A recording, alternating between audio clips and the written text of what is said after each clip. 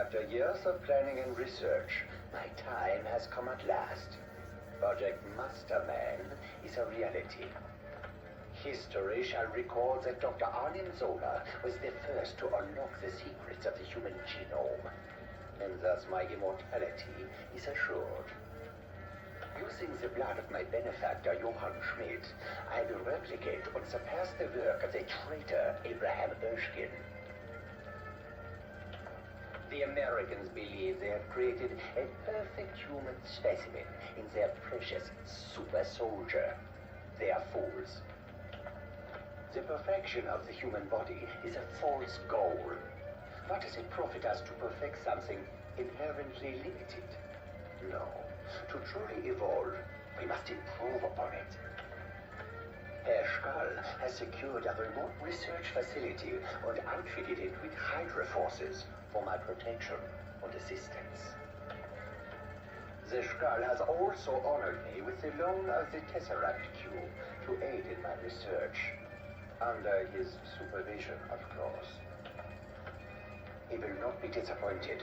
I shall work tirelessly until I have unlocked Erskine's secrets and taken them to places he never imagined, or perhaps feared to tread. It is my goal, my purpose, my destiny.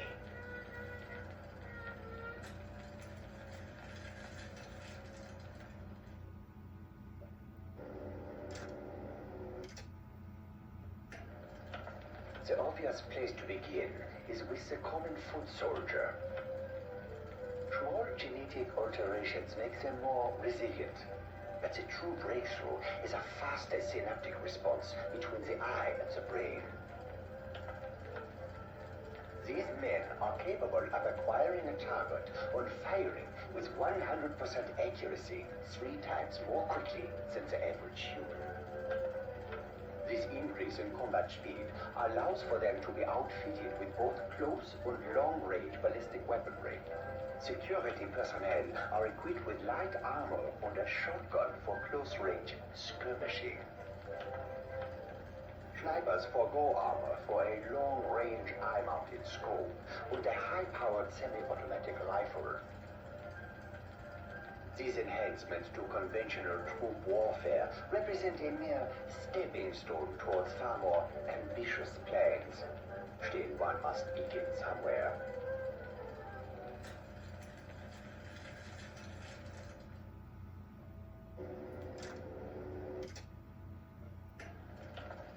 Further study of the American super soldier has led to a grand departure from my prior approach.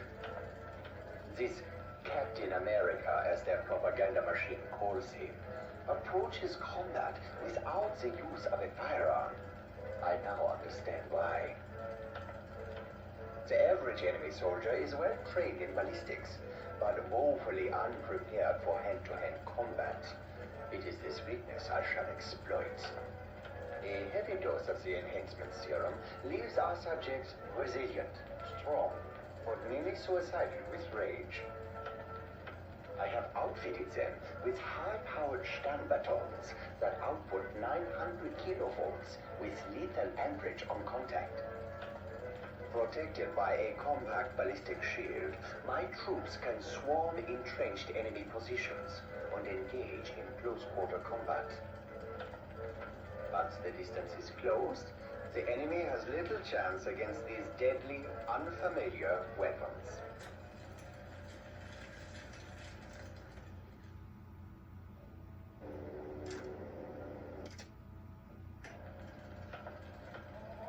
To increase survival rates during initial swarming charges, my foot soldiers will require long-range support.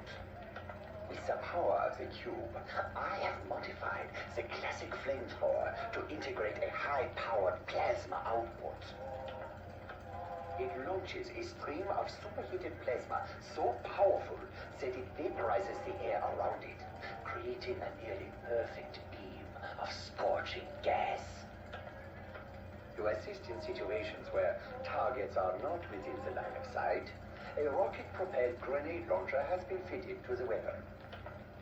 for long-term use of this heavy equipment in the field, dramatic genetic strength enhancement proved necessary. The alterations have had some unexpected side effects. The subjects are prone to violent psychosis and sadistic urges. Of course, these personality flaws are of little concern in non-leadership personnel, and in combat can often be quite desirable.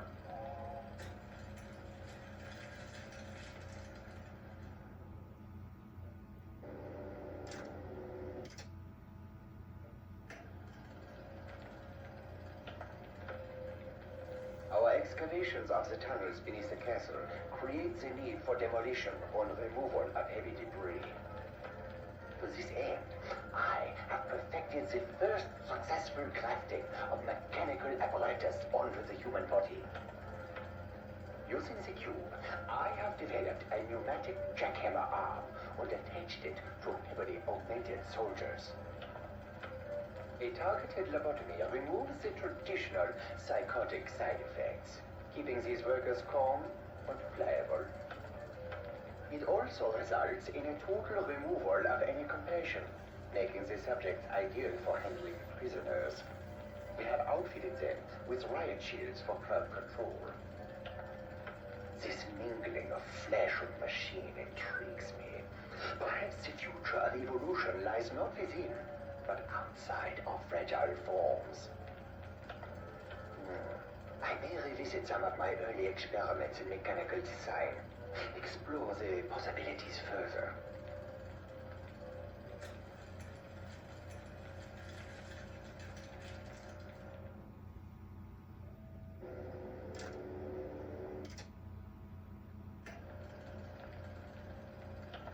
The brain is a fascinating puzzle of evolution and biology, a puzzle I have now solved. By stimulating the brain with targeted electrical impulses, I have unlocked the fabled power of telekinesis.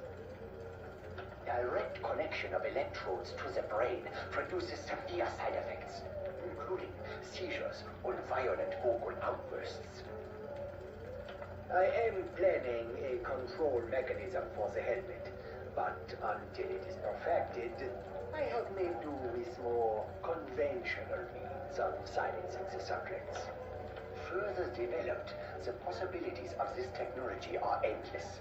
Mind control, remote projection of consciousness. Once the stuff of myth and legend, these things can be explained through science. Simply requires the proper genius to unlock the secrets.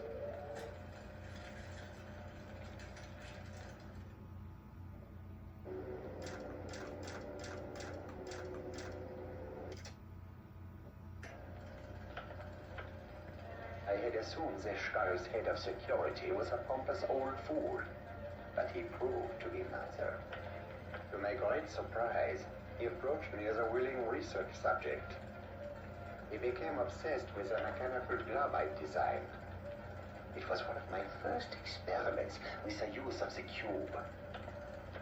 The grafting was an expensive and irreversible process, but the outcome was successful.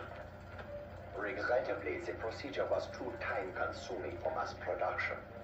But von Strucker is training with the device, or should it make him as deadly as I suspect, I may revisit the matter.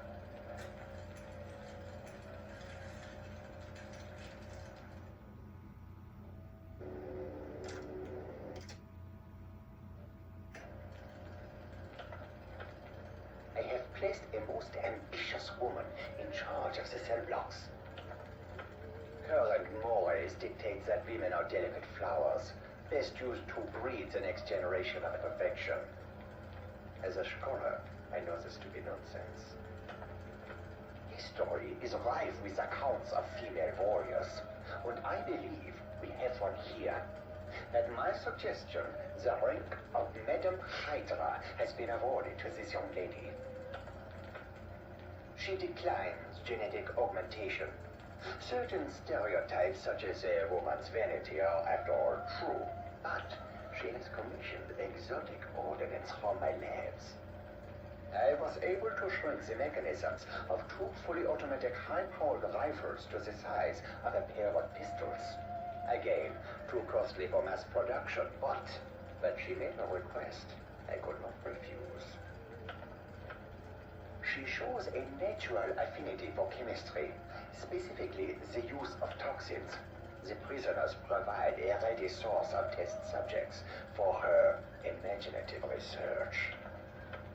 I have given her leave to experiment as she wishes, provided they remain alive and healthy enough for my work. True, there have been accidents, but the sparkle in her eyes on these occasions, it's its own reward.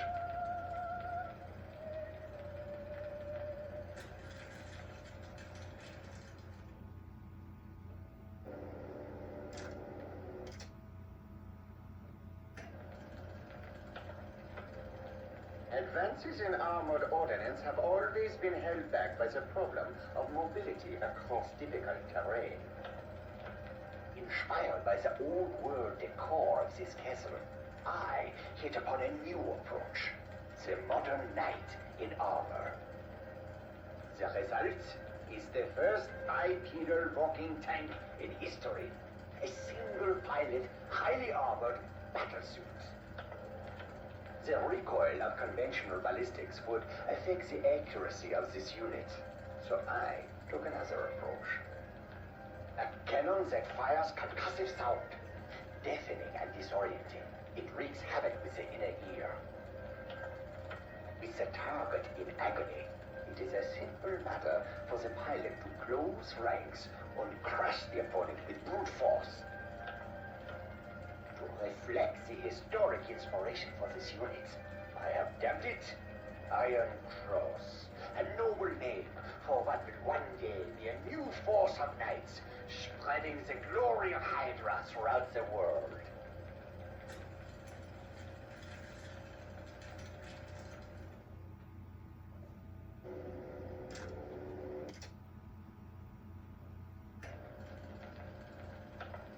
The Red Skull has been a man obsessed, demanding further excavation into the castle foundation. It has become clear to me he seeks something specific. And he has found it. We have uncovered something monumental. At first, I thought it was some type of statue long buried and forgotten. But as more was revealed, I realized with mounting excitement that it was nothing so mundane. A gigantic mechanical humanoid, constructed in a forgotten age, forged from materials I cannot identify. It is inactive, sleeping in its stony prison, but with the power of the cube, I hope to wake it. Under my command, a creature such as this would dominate any conventional warfare, even alter the course of history. To this end, the Skull has authorized use of the cube, but only under his direct supervision. I eagerly await his arrival, for the hour has come round at last.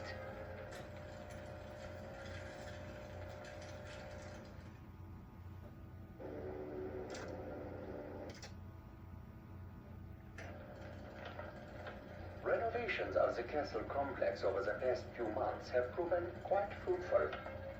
Once the site was acquired from its former owner, we began the long work of excavation and construction to bring its crumbling mass into the 20th century. We have left the bulk of the upper levels intact, relying on the original architecture to disguise our work from Allied observation planes. Beneath the surface lies the true power and purpose of the complex. We have excavated the castle's foundations, adding entire wings to the original dungeons or natural caverns. A new cell block, laboratories, transport routes, and a self-sufficient power plant provide all I need to conduct my research. With these resources, it is but a matter of time before I surpass Erskine's achievements and bring about a new era in history.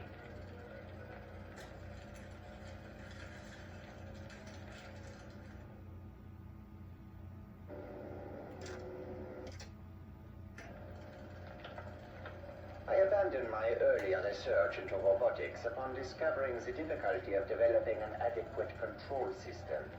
However, marrying my research to existing technology has led to interesting additions to our defenses. Using the cube as a power source, I have succeeded in creating a rudimentary guidance system for common weapons of war. An artificial intelligence, if you will.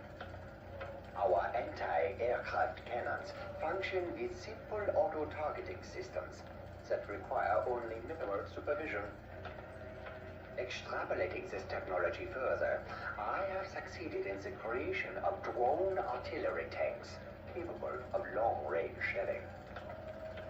With these defenses in place, I have begun experimentation on an airborne drone using horizontal rotors. If I am successful, we will own the battlefield not only on land, but in the air. Pity.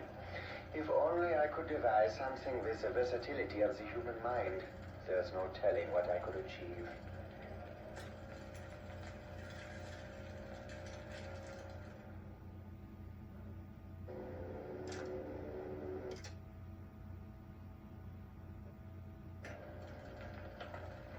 Success. I was blind to the truth when I began, but now I comprehend the true face of evolution. I sought to copy and improve upon Erskine's work.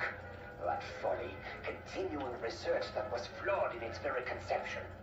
Biology is limited. There is only so much it can do. But the mind, pure consciousness, that is the key. Unfettered by the bonds of weak, decaying flesh, all limitations fall away. I could live forever, a true immortal.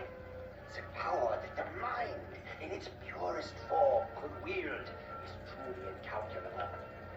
And yet, without a means to affect the physical world, a disembodied consciousness is little more than a ghost. I will need form, a way to continue my work. Perhaps my early research into robotics was not a dead end after all. It may be precisely what I need.